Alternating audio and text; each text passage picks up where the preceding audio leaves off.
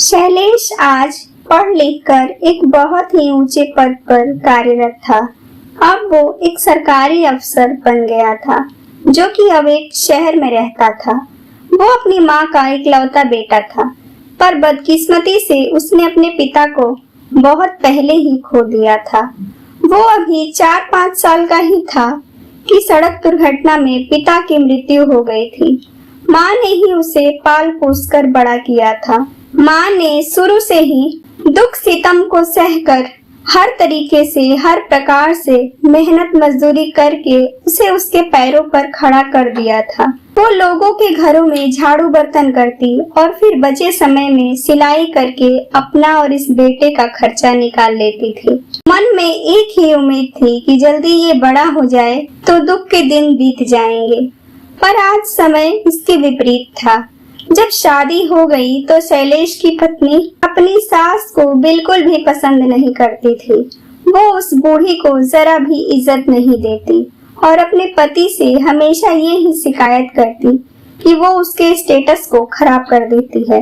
उनका किसी से परिचय कराने पर भी बहुत संकोच होता है कि ये अनपढ़ गंवार नौकर चाकर जैसी दिखने वाली उसकी सास है। वो हमेशा अपने पति से ये कहती कि इनका कहीं दूसरी जगह रहने का जुगाड़ करो, वरना वो वहाँ नहीं रहेगी। रोज रोज की किचकिच को देखते हुए शैलेश ने एक दिन अपनी पत्नी से बोला कि मैं इनका कहीं बंदोबस्त करता हूँ, क्योंकि मैं खुद इनसे तंग आ गया हूँ। मेरे किसी भी यार दोस्त के सामने जब ये आकर खड़ी हो जाती हैं, तो मुझे शर्मिंदगी महसूस होती है। मैं हर किसी से कहता चलूं कि ये मेरी माँ है, यही मेरा काम है क्या? इनको तो जरा भी मेरे स्टेटस का ख्याल नहीं, पर मुझे तो है। आज मेरी नौकरी है तो ही मेरी पहचान है समाज में। शैलेश भी बहुत घमंडी था। उन दोनों पति पत्नी को वो बूढ़ी माँ जरा भी नहीं सुहाती। एक दिन शैलेश अपनी माँ से बोला, माँ, मैं इस योग्य हूँ जो कोई भी कर्जा चुका सकता हूँ, और मैं ये भी चाहता हूँ कि मैं भी खुश रहूँ और तुम भी खुश रहो। इसीलिए मैं तुम्हें वृद्धाश्रम में रखवा देता हूँ। तुम्हारे साथ न मैं एडजस्ट हो पाता हूँ और न ही मेरी पत्नी। तो माँ, तुमने आज तक जितने भी मुझ पर खर्च किए हैं उसका हिसाब बता दो। मैं ब्याज के साथ तुम्हें लौटा दूंगा और हम अलग अलग रहेंगे। माँ यह सुन सहम गई। वो बोली, बेटा, ये कैसी बातें कर रहे हो? नहीं माँ, मैं कुछ गलत नहीं कह रहा। अब मैं तुम्हारी वजह से अपनी पत्नी से रोज रोज किचकिच तो नहीं कर सकता। हम अलग अलग ही सुखी रहेंगे। माँ ने थोड़ा सोचा और बोली, ठीक है, मैं तुम्हें हिसाब दे दूंगी तुम्हारे पालन पोषण का, लेकिन मुझे जरा सोचना पड़ेगा। हिसाब लंबा बैठेगा मेरा, थोड़ा समय दे दो। बेटे ने झट से कहा, कोई जल्दी नहीं है, तुम 3-4 दिन में मुझे बता दो। रात हो गई, सब सो गए। उस माँ ने एक लोटा पानी लिया और बेटे के कमरे में चली गई और जहाँ बेटा सो रहा था वही बिस्तर पर गिरा दिया। बेटा करवट फेर कर सो गया। थोड़ी देर बाद माँ ने दूसरी तरफ भी थोड़ा पानी गिरा दिया। बेटा जिस और करवट लेता, माँ वहीं पानी डाल देती। बेटा तब परेशान होकर गुस्से में उठकर बोला, माँ, ये क्या कर रही हो? ये क्या है?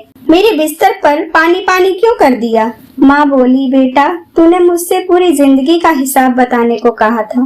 मैं अभी ये हिसाब लगा रही थी कि मैंने कितनी रातें तेरे बचपन में तेरे बिस्तर गीले कर देने से जागते हुए काटी हैं। पर ये तो तेरे लिए पहली रात है और तू अभी ही चिल्लाने लगा। मैंने तो अभी हिसाब शुरू भी नहीं किया है जिसे तू चुका सके। माँ के इस बात से वो थोड़ा सहम गया, पर कुछ नहीं बोला, चुपचाप सो गया। 2-3 दिन बाद से जब भी वो बेटा कहीं बाहर से आता तो वो बूढ़ी माँ घर का सारा खाना खा लेती थी। वो जब भी अपनी पत्नी से खाना मांगता, पत्नी ये ही कहती, खाना तो खत्म हो गया। 2-4 दिन लगातार ऐसा होते देख बेटा गुस्से से माँ की तरफ देखकर बोला, ये क्या है माँ? मैं थका हारा ऑफिस से आता हूँ और तुम खाने के लिए कुछ भी नहीं छोड़ती, भूखा रहना पड़ता है। वो माँ बोली, बेटा, तूने ही तो कहा था कि मेरे पालन पोषण करने का हिसाब कर दो। तो बेटा, मैं जब भी लोगों के घरों से काम करके आती थी तो घर में जो भी बना के रख के जाती थी वो तुम खा पी कर चट करके रखते थे और मैं आकर फिर बनाती थी।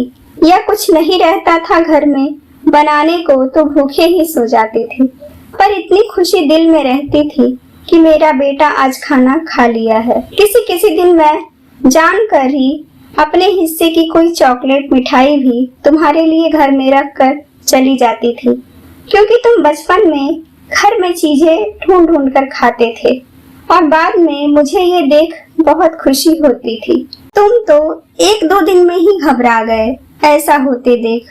तुम तो मेरे परवरिश का सूद भी जोड़ कर दे रहे थे।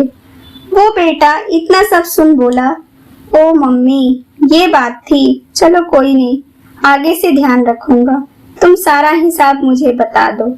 इतना सुन भी उस बेटे का दिल नहीं पिघला।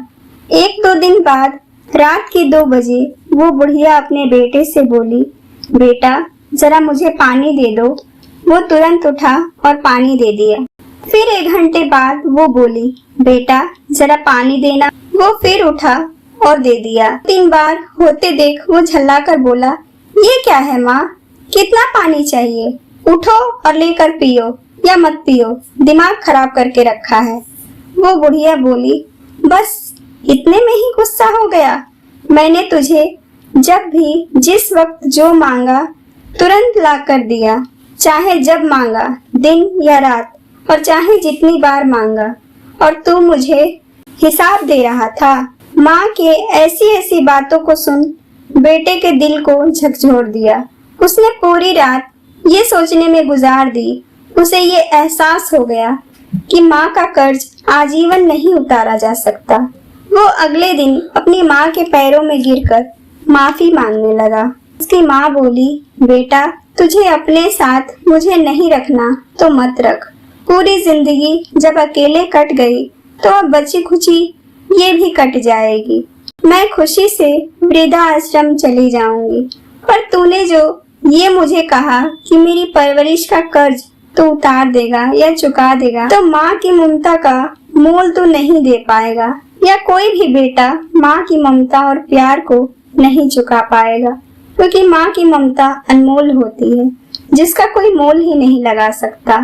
पर मैं चाहती हूँ कि तुम और मेरी बहू खुश रहो, तो मैं वृद्धाश्रम खुशी खुशी जाने को तैयार हूँ। नहीं माँ, मुझसे गलती हो गई, मुझे माफ कर दो। मैं आज जो कुछ भी हूँ सिर्फ और सिर्फ तुम्हारी वजह से हूँ। पिता को तो मैंने देखा ही नहीं, जब से होश संभाला तुम्हें ही पाया, पर तुम्हारी ममता को नहीं समझ सका। और इतना कह वो रोने लगता है। दोस्तों, अगर आपको हमारी ये कहानियाँ पसंद आती हैं तो प्लीज आप हमारे वीडियो को लाइक करें, शेयर करें और कमेंट करके अपनी राय जरूर दें। और हाँ, हमारे चैनल को सब्सक्राइब करना बिल्कुल भी ना भूलें। धन्यवाद।